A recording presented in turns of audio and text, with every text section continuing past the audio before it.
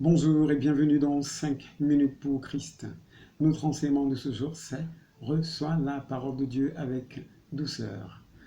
Troisième, dernière partie. A tout de suite. 5 minutes pour Christ, c'est 5 minutes d'édification, de partage, mais surtout de transformation. Nous vous laissons découvrir le sujet du jour. Bonne écoute et que le Seigneur vous bénisse. Voilà, cette dernière partie a pour sous-thème Reçois la parole de Dieu avec douceur afin d'être heureux dans tout ce que tu fais. Voilà, Amen.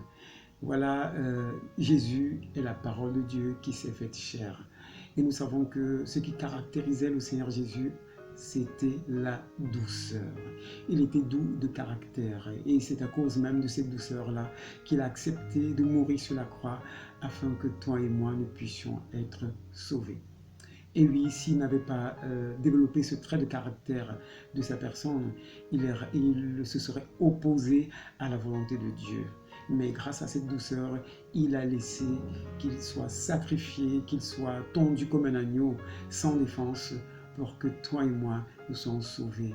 C'est une grâce, c'est une bénédiction extraordinaire que nous recevons là de la part du Seigneur, et une grande leçon de vie pour nous également, qui sommes appelés à imiter Jésus, à marcher sur ses pas, afin que sa gloire soit reflétée et s'exprime au travers de nous, parce que nous sommes les témoins de Christ, nous sommes appelés à être ses ambassadeurs.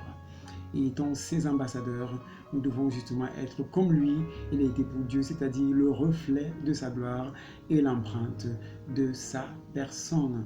Et cette empreinte, c'est cette douceur qui était son caractère et qui doit aujourd'hui être le nôtre, afin que par secret de caractère, le royaume de Dieu puisse habiter pleinement en nous et que nous puissions vraiment communiquer ce royaume tout autour de nous, afin que nous puissions gagner une multitude pour le royaume des cieux. D'ailleurs, la Bible dit que ceux-là qui reçoivent le royaume des cieux ont le cœur comme des petits enfants.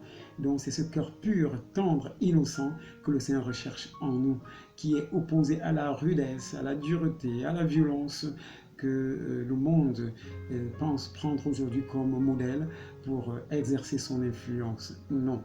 Pour influencer le monde et conduire le monde vers la lumière, il faut refléter le caractère de Jésus qui est la douceur.